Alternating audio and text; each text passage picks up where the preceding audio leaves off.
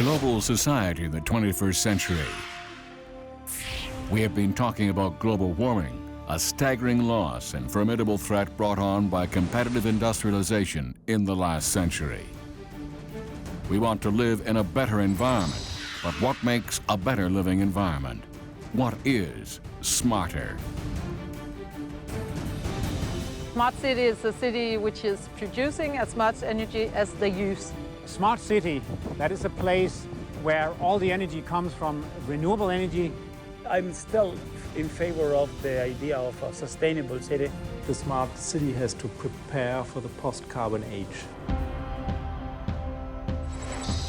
Cities are the most densely populated areas.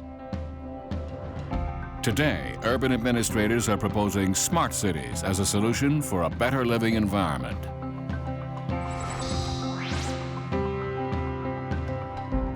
Cutting-edge IT and convenience are not all there is to a smart city.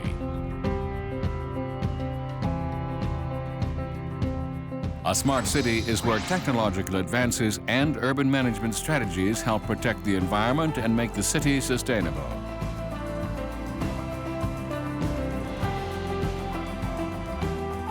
Smart cities are shaping the world up to a promise of a better tomorrow for the world. And at the core of those changes is the concept of environmental friendliness.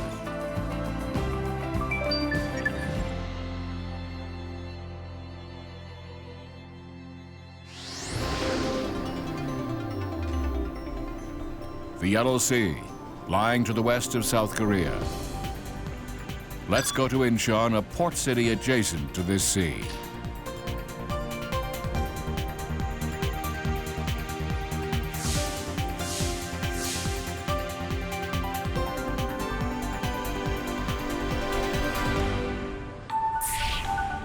Three districts in Incheon make up the Incheon Free Economic Zone, known as the IFEZ, a new metropolis still in development.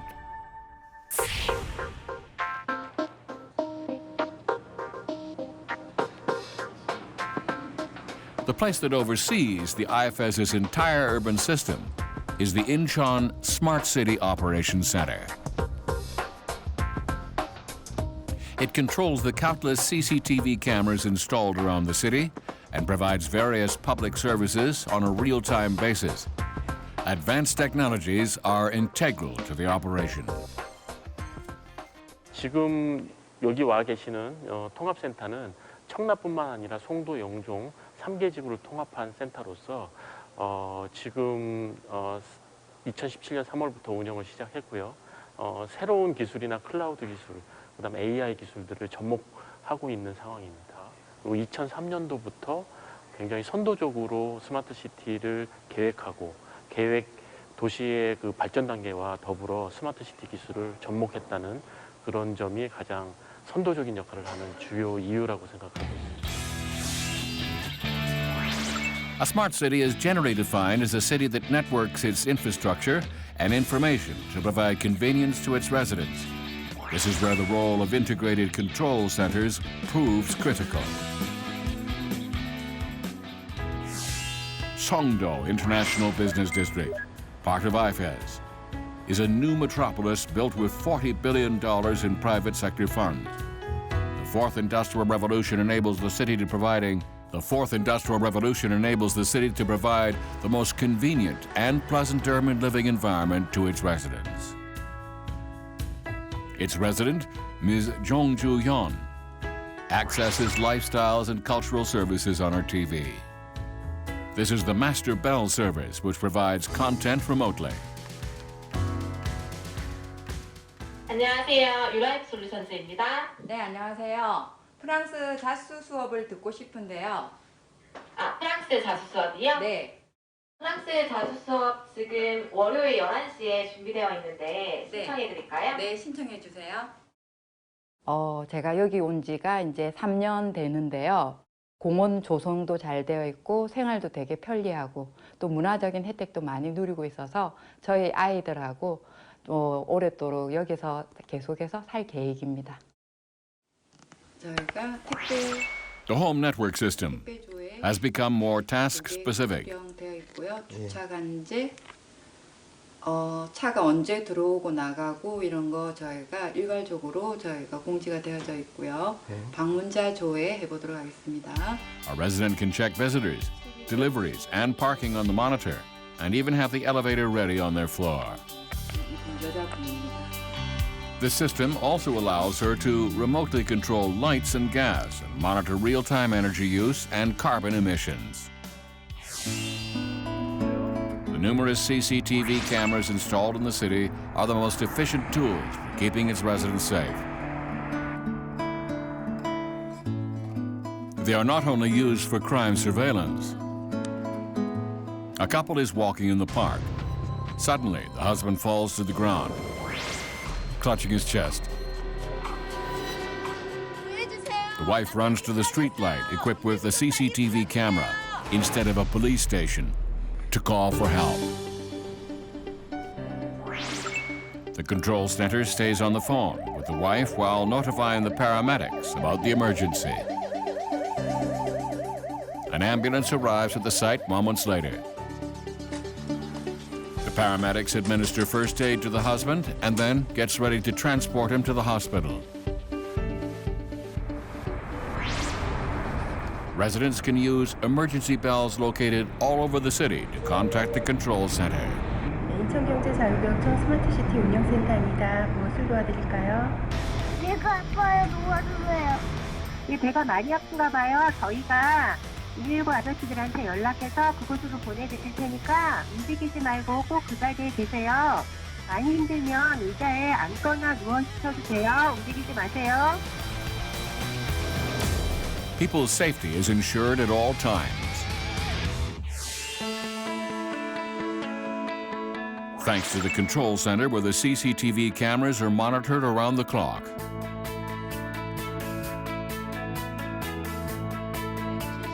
The cutting-edge nature of the IFS Smart City Operations Center attracts numerous visitors from foreign agencies. Today, firefighters from Honduras are here to tour the facility. 예, 하지만 지금 보고 계시는 방범 영상은 저희가 경찰의 공식 수사 요청이 있을 때에만 제공을 하고 있습니다. 실제적인 근무 환경이라든가 이 직원들이 어떻게 운영을 하고 있는지, 그리고 저희 CCTV 같은 경우는 기능이 굉장히 좋기 때문에 또 줌을 해서 저희가 직접 사건 사고가 일어났을 때 직접 그곳을 관할하고 또 상황 파악하는 것들에 대해서 굉장히 놀라움을 많이 표시를 하셨습니다. The IFS is a new metropolis. The newly programmed city is successfully laying out a network that connects the control center and the entire city. La verdad que es muy impresionante ver cómo han desarrollado todo el concepto de la ciudad basado en la tecnología, dándole mucha prioridad a la satisfacción de los ciudadanos, a la seguridad ciudadana y ver la forma en cómo logran conectar todos los servicios que el ciudadano debe obtener a través de un centro inteligente. Es una lección de bastante aprendizaje. An office building in Sachogu, Seoul. This is an innovation company driven by smart city specialists. Having worked on smart city projects around the globe, they have the experience and the expertise to identify their clients' needs. Smart city residents want an environment that offers core necessities rather than one where everything's in excess. This enterprise is led by Kim Song-kyun, who claims that urban innovation is not a simple issue. We are doing an innovation in terms of smart city and smart house. We believe smart city is not just the group of the technology. Smart city have to focus on human. When you understand city, you don't really calculate this in a time period. It's just not just 5 to 10 years. It's about the 50 years, 100 years we're talking about. So when people bring in the technology, they only see 3 or 5 years. So after 50 years, this is just the junk.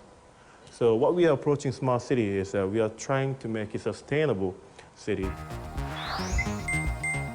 Last year, Easy Park of Sweden, a world-leading urban life consulting agency, ranked Copenhagen as the #1 smart city. Seoul received high marks for its IT, while scoring low on sustainability. So Korea is not really into this energy-focused smart city. So this is what we actually have to understand and study about. And the city that we are going, country that we are going, Denmark and Germany, especially Bornholm Island and the Copenhagen, Freiburg, they are well connected this energy smart city as well with the existing smart city that we are really good at. So this is what we really have to go. This is what we really have to understand to have a sort of the next version of smart city. Denmark, a welfare state in Northern Europe with a population of about 5.7 million. Its capital, Copenhagen, is a gateway city to the Northern European region.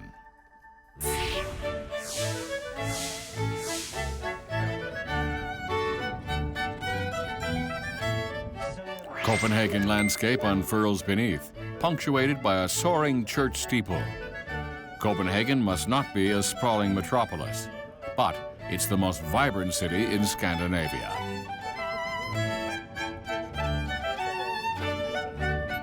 It's also famous for its canal. Picturesque buildings stand along the beautiful waterway.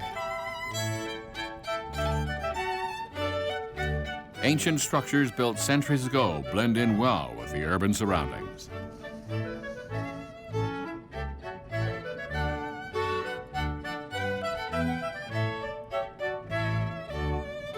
The air is crisp and clean. The clear water invites people to take a break, and on a hotter day, to take a plunge. Of course, there are typical urban sites in Copenhagen as well. Smartphones are indispensable for the modern people.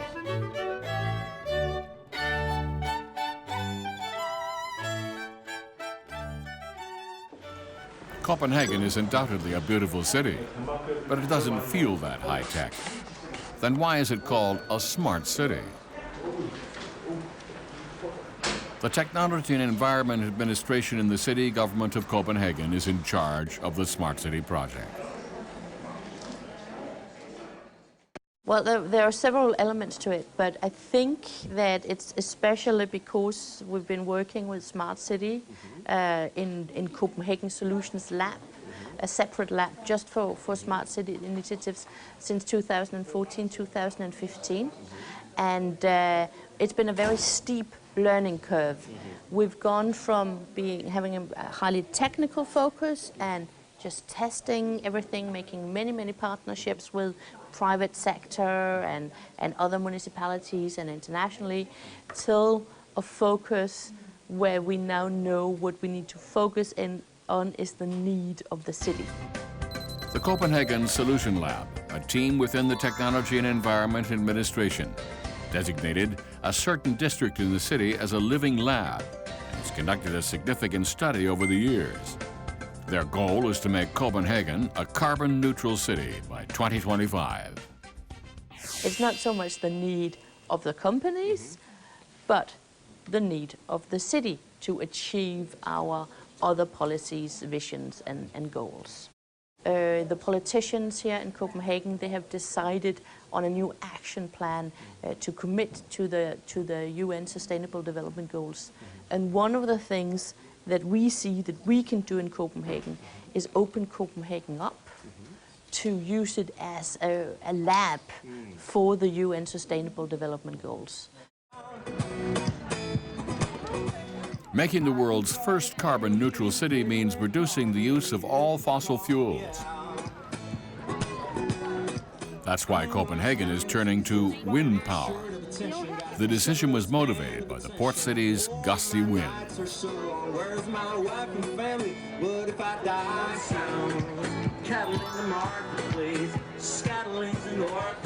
In 2016, the term hygge life swept the world. Hygge is a Danish word for comfort and coziness. Hygge life, another word for the Danish lifestyle, well represents the radiant and unaffected image of Copenhagen. Very few rules about the vessel. The first rule is that you have to remain seated every time that we sail on the bridge. We have many of those. Even tourists can see that Copenhagen is a great city to live in. Orderly buildings, preservation of the old, an unspoiled natural environment. Nothing is amiss. Goddag, mine damer og herrer, og rigtig hjertelig velkommen ombord. Mit navn er Mathias. A grand opera house was built in the 21st century, but Copenhagen's cultural identity is still defined by this modest statue of a little mermaid. The city keeps up with the hectic pace of the rapidly changing world, but it never forgets what's really important. Wind power is a form of renewable energy. Compared to a land-based wind farm, an offshore wind farm is not limited to its location or height and capitalizes on stronger sea winds. Offshore wind is the most suitable renewable energy source for Copenhagen, which sees ocean winds gusting up to 10 meters per second. Kim Song-kyun approaches a wind turbine with the help from a local power company. A renewable energy firm in Denmark and the world's largest offshore wind farm developer established the Middelgruden Wind Farm in 2001. Located 25 minutes out from Nahhaven Harbor, it was the world's largest wind power plant at the time. And Ørsted is a company that focuses its energy production entirely on renewable energy. We are converting our production to renewable energy from biomass. It used to be coal and offshore wind power, and we are the world's largest developer of offshore wind power. So 4,000 or 5,000 wind turbines are standing onshore in Denmark and offshore on the oceans around Denmark, like these ones out here. The Middelgruden Wind Farm supplies about 90 gigawatt hours of electricity annually to Copenhagen with its 20 wind turbines. This accounts for about 4% of the total electricity used in Copenhagen. Not all of these 20 turbines are owned by one company. We own the 10 turbines to the north, and the other 10 is owned by a cooperative in Copenhagen from ordinary people who thought that wind energy was a fantastic idea. Well, that's a great idea too. Yeah. Wow. So people actually earn money, yeah? Yes. When they actually see this is working, yeah? Yes. Wow. Seen from up close, the wind turbines are colossal. Standing 180 meters apart, each turbine measures 102 meters in height and has a 76 diameter rotor. So we are actually very close. Very close, yes. And it looks a little bit, it's like a curve, yeah? It's not really straight, yeah? No, it's a curve. Why we are doing like this? That's because when they designed it, they wanted to look like a straight line. So they thought if we make a dot on a map and then draw a circle around it and place the turbines in that circle, it should look like a straight line from the city. Okay.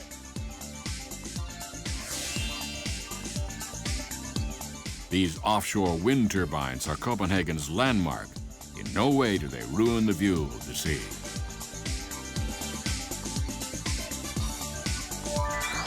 Denmark has steadily developed wind power since the oil shock in the 1970s. This company enjoyed immense success by building the world's first offshore wind power plant in 1991.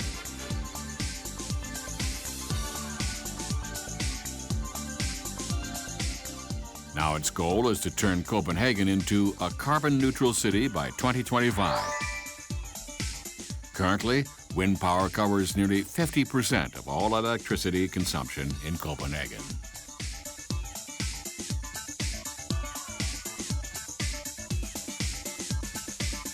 The city does not force its residents to use renewable energy. A smart city finds more efficient and attractive energy sources and provides them to its residents. A smart city, that is where citizens, they are aware and confident about how energy is produced and used. Smart cities, renewable energy, that should not be a burden. It should be an opportunity and a requirement.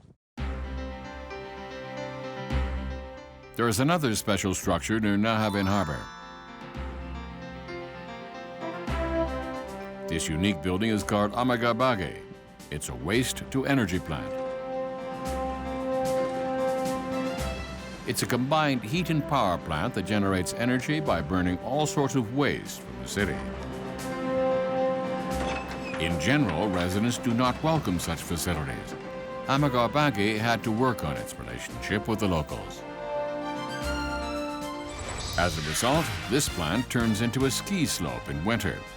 People can ski down a 1,500-meter slope from the roof to the first floor.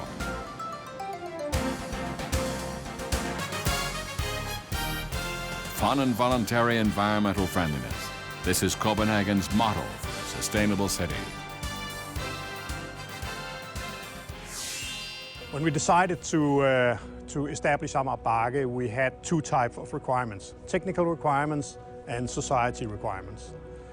Technical requirements was to have a flexible plant with a high degree of cleaning wastewater and the smoke from the stack. And the society requirements was to have a plant which could contribute to the city of Copenhagen. We are in the center of Copenhagen, so we wanted to give something back to the city more than a beautiful plant, but also something that you could use physically, and we ended up with a ski slope on the roof. Citizen participation is essential to waste processing and recycling, but people cannot be forced into it. When trash cans around Copenhagen become full, sensors alert the garbage collection trucks. The purpose is to promptly collect trash and create a more pleasant environment. Renewable energy and energy produced by recycling should not be wasted. This university is working hard to develop an efficient and sustainable energy system. The Center for Electric Power and Energy at the Technology University of Denmark, the country's only engineering school located in Copenhagen. DTU Power Labs formally or strictly is our laboratory facility that is connected to the Center for Electric Power and Energy. The Center for Electric Power and Energy is like a 100-person big research and development unit within the Department of Electrical Engineering under DTU. In addition to Copenhagen, the CEE has forged a partnership with nearby Bornholm Island to conduct a study. A special project is underway on the island, which has no other power access than an electricity network connected to Sweden. If we did not have Sweden to export to, we have to find another way to accommodate the surplus of production. And we have many ways to do this, and we're working hard in order to involve electric cars, to change and do the consumption on demand, and on storage in general, in electric batteries and so on.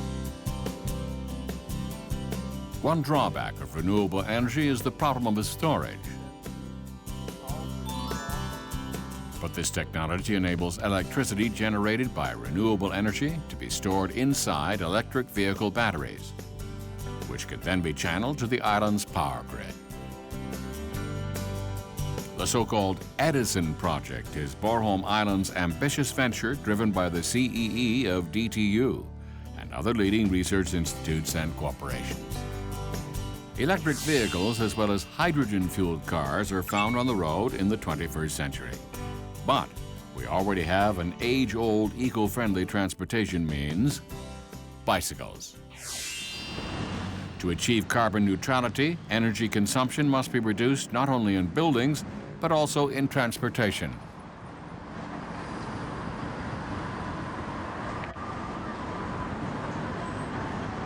Copenhagen has long emphasized environment-friendly transportation, dubbed a bicycle heaven. Copenhagen has more bicycles than people. What's important is the infrastructure. Bicycle rental stations are found all over the city and are accessible 24/7 year-round. All public bicycles are equipped with tablets that show traffic information and bike availability.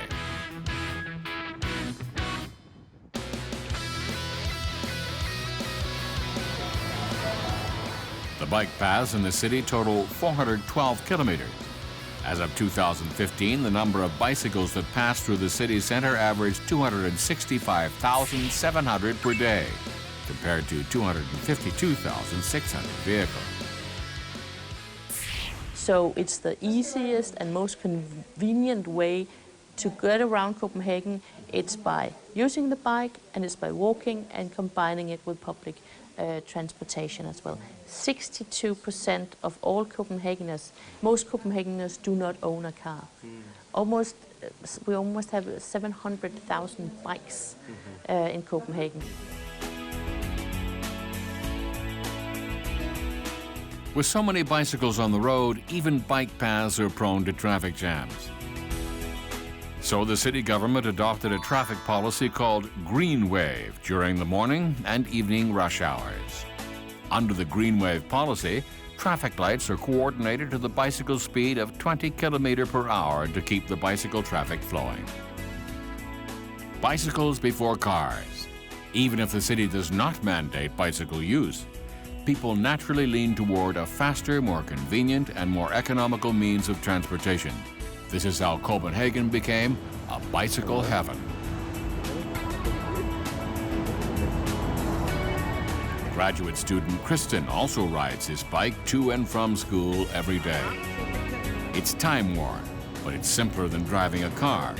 To this day, Kristen doesn't feel the need to buy a costly automobile. I bike around every day. It's the easiest way to get around, you know.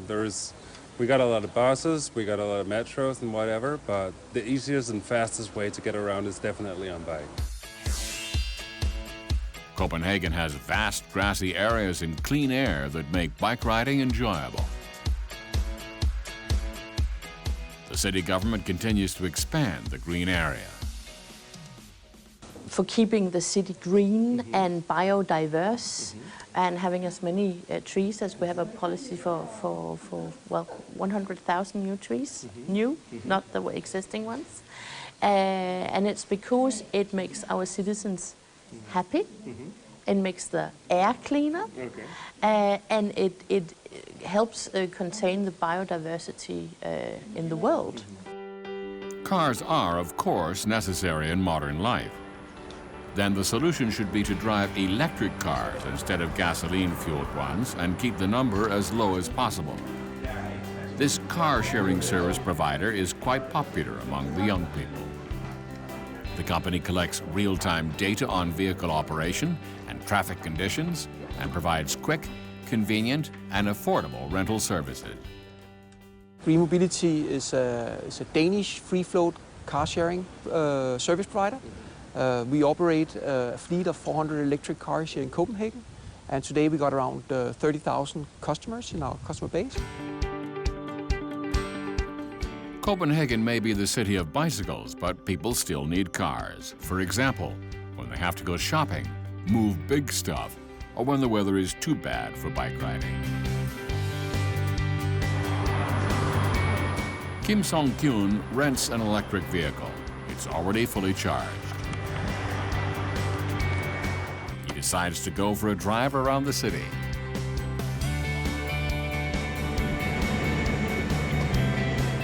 The EV runs quietly and smoothly. The sustainable vehicle that does not emit any pollutants offers a delightful experience to its driver.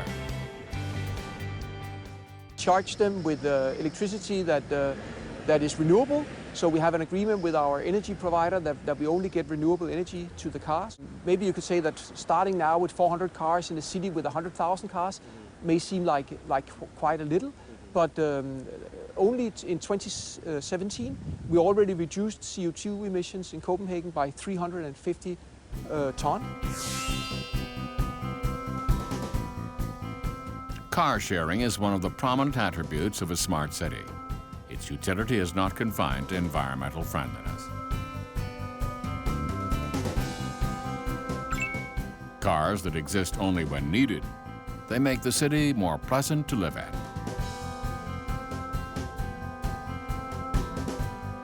This is the lifestyle of a smart city where using is more important than owning.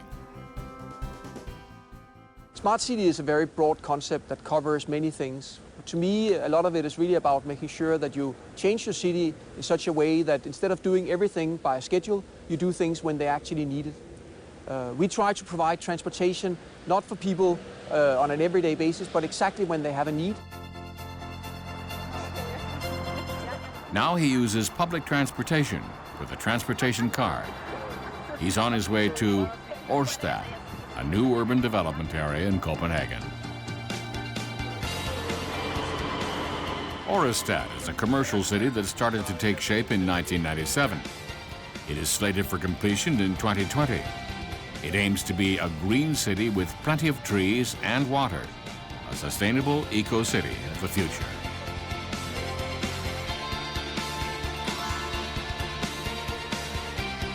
Even the buildings in Ørsted are different.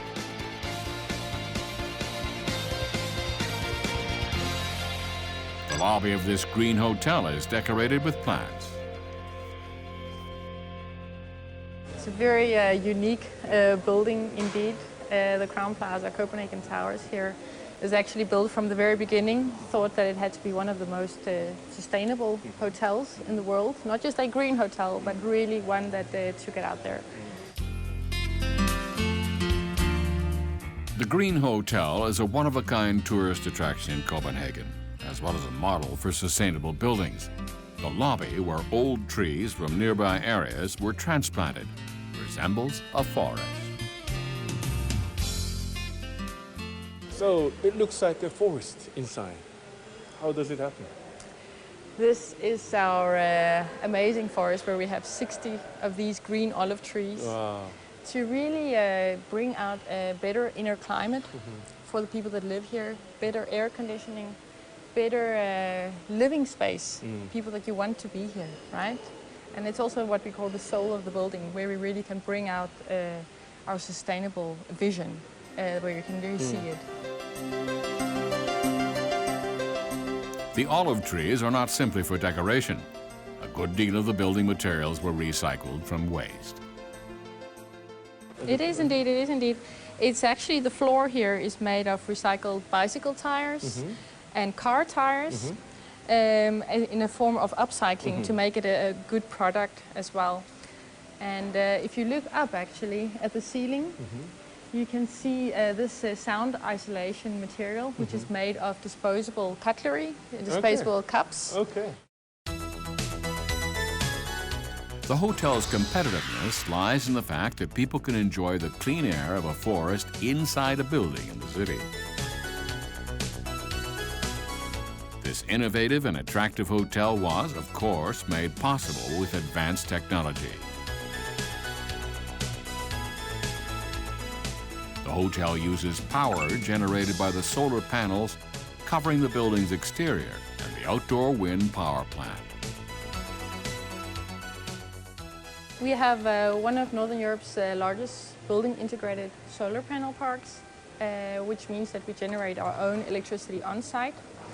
You don't maybe not notice it actually when you arrive, as the facade just looks like it has glass paneling on it as such. But we actually generate about 12% of our own electricity here on site. The rest of our energy comes from green energy solutions, comes from windmills. So that being said, that 100% of the energy we use here at the hotel is CO2 neutral.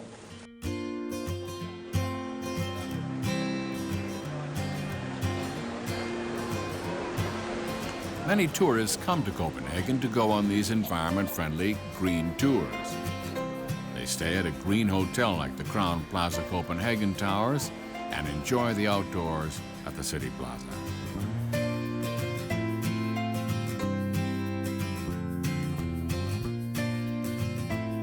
They then drop by a green market that sells organic food.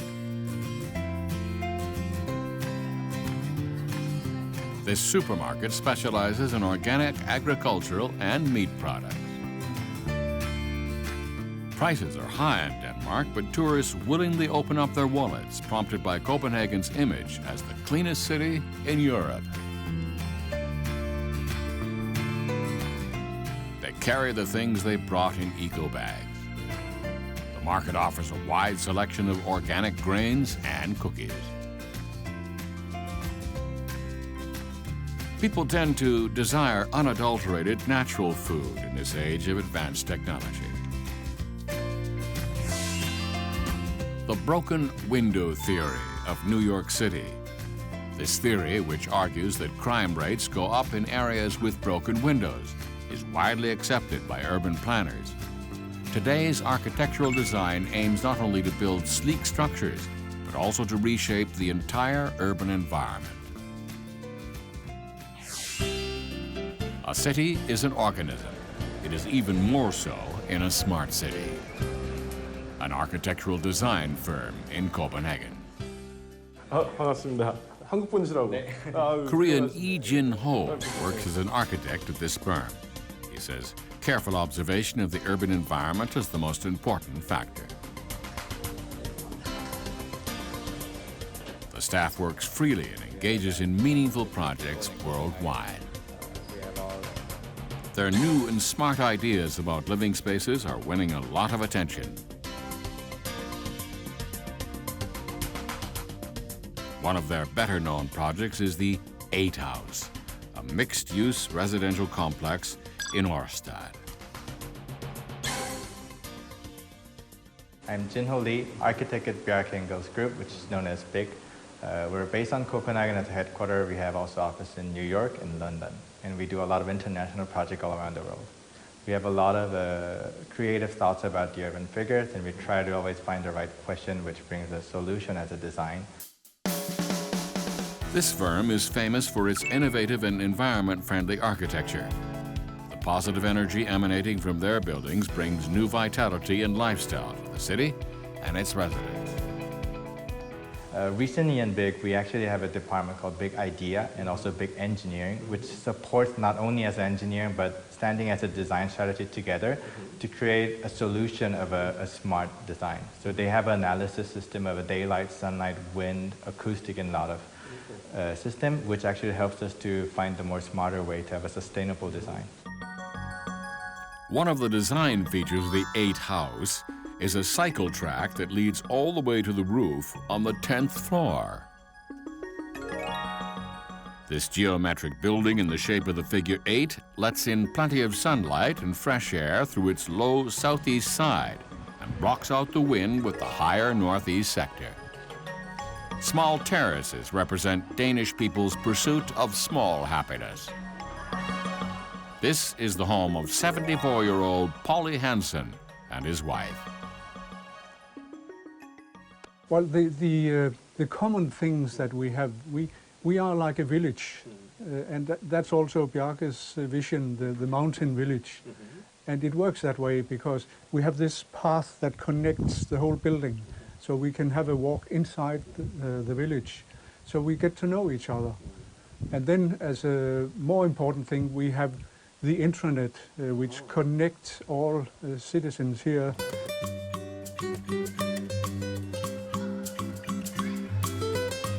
Generational gap and isolation are common traits of residential areas in new cities. But this thoughtfully constructed building gives the gift of hygge life, a life of interacting with neighbors on bike paths and at the lake and enjoying the vast green scenery outside the window. Mr. Hansen's peaceful golden years are unimaginable in a busy city. A smart city also embraces the ideals of a garden city typified by unspoiled nature, simple life, and friendly neighbors. Sustainability is not only a story for the future. Eco-friendliness equals immediate happiness to those who long for a better life. In the age of smart cities, urban planners and architects must be able to deliver the city people want.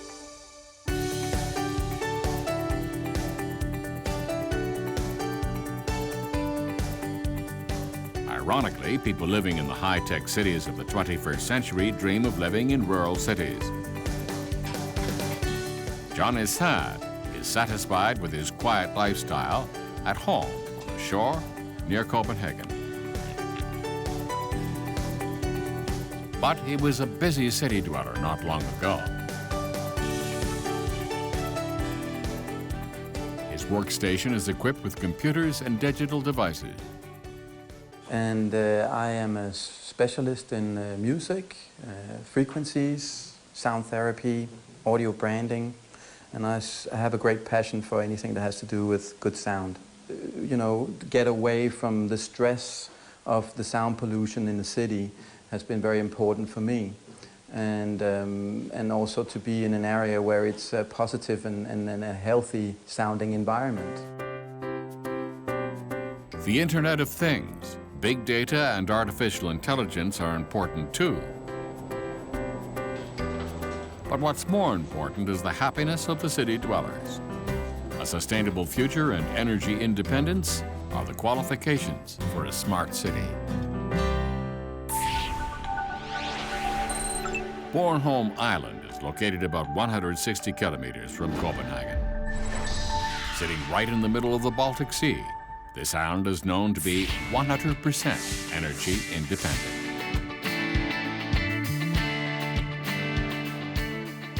It measures 588.5 square kilometers and has a population of about 42,000. The first thing you see here is the clear and green view of the harbor. An island with a stunning landscape. Outsiders flock to Bornholm on weekends.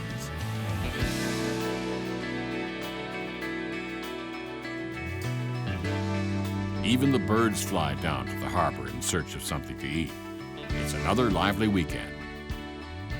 Bornholm is also famous as the host of the largest annual rowing competition in Denmark. Danish people spend their holidays on this island, eating and drinking and sailing.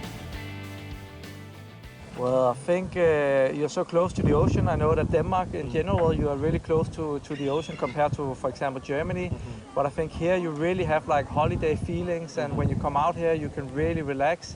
And then it's just beautiful surroundings with nice landscapes, water, gastronomic. It's also being really popular to come here. Those who enter the island through the airport will be surprised by the strong winds of the Baltic Sea.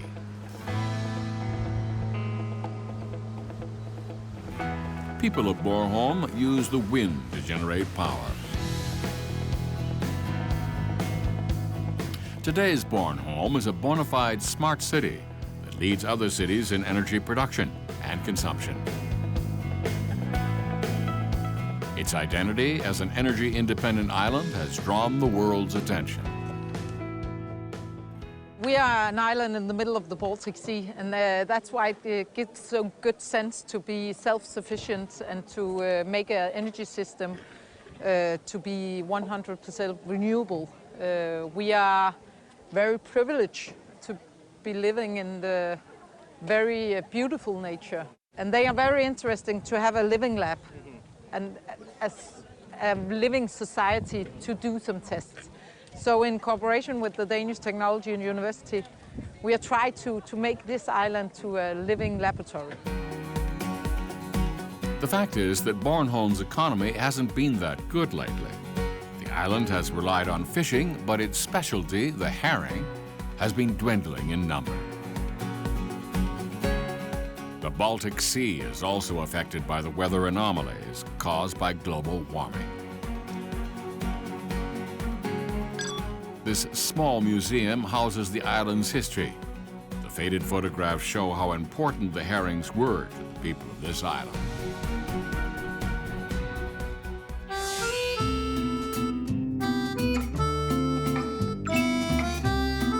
Bornholm's long-standing industry has been herring fishing and processing.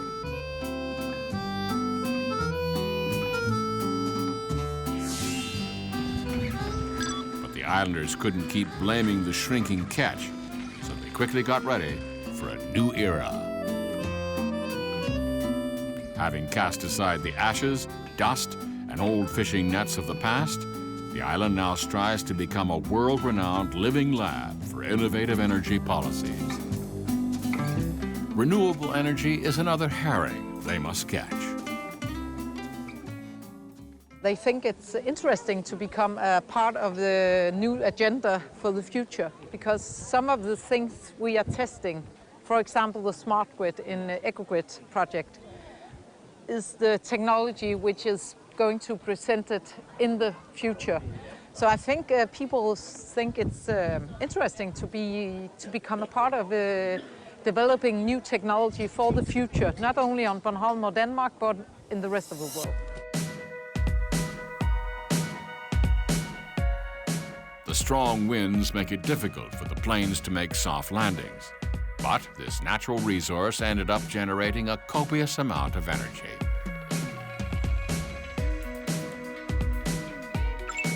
At present, the wind power plant in Bornholm generates about 90 gigawatt hours of electricity every year, accounting for more than 30% of the island's total power use. But they still have a long way to go. Bornholm has long relied on neighboring Sweden for electricity.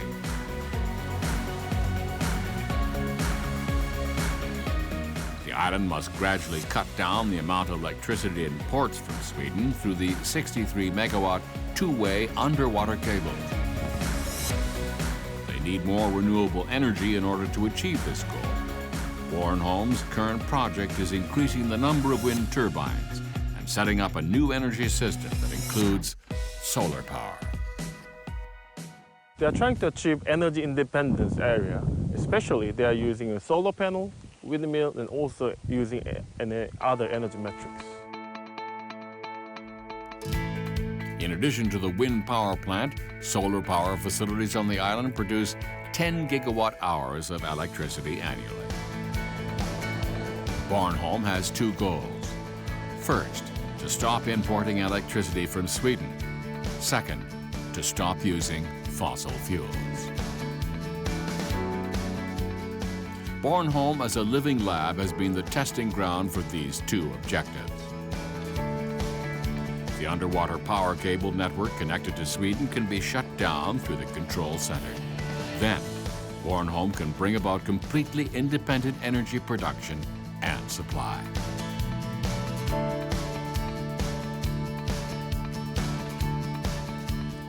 Production of fossil fuels could be stopped at any time, and the percentages of wind power, solar power, and biomass energy can be boosted. Also, all residents aim to replace their second cars with electric vehicles. I think it's a good idea. We show us as a green island, and there is so we have to have such a thing in the island. The buildings in Bornholm also embody the eco-friendly idea of a smart city. This green hotel is used to host parties and accommodate guests. It received the Green Hotel title from the Danish government for its outstanding eco-friendly solutions. The hotel was founded by Carl Edvard Mogensen, a Bornholm native, and his wife Rose in the 1960s. It underwent many changes to become what it is today.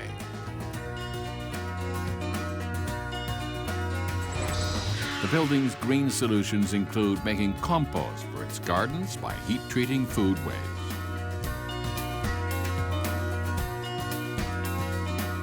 There are solar panels outside to supply hot water for heating, and 196 skylights generate energy with their solar cells. The hotel's interior is also equipped with an extensive ventilation system.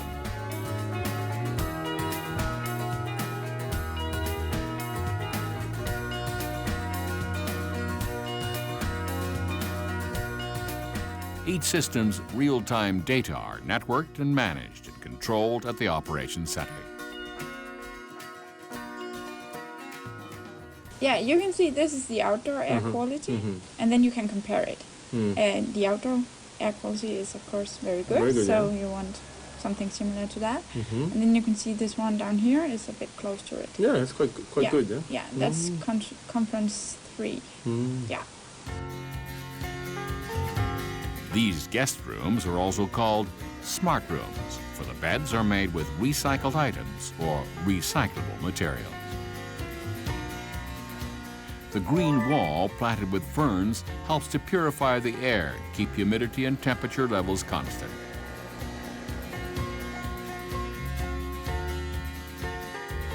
Standing next to the igloo-shaped, prefabricated meeting room are strange-looking water tanks. These are water filtering systems using algae.